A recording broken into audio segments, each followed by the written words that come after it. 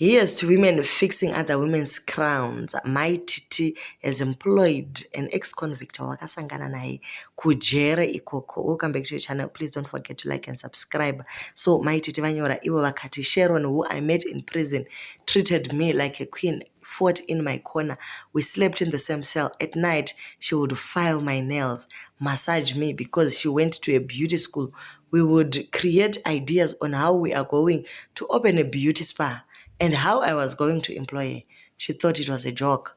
I promised her I will not forget you when I leave prison. She doubted. I came out before her, left her in prison, gave her my number, told her to call me as soon as she is out. She came out 3 weeks later, gave me a call. I told her to come to work. Here she is, all glowing and beautiful. Her case was a silly one, but she's out and we reunited again. Ladies and gentlemen, my sales lady, Sharon. So introduce kuna Sharon uyo. Guys, zvinofadza zvakangofanana nevaya varume vakazobuda mujere vakandokangamwa Joseph. Anditi, but ava Maitt vaita good and faithful servant. Vabva remember shamwari yavo anonzi Sharon. Saka vari kubatsira kuempower madzimai.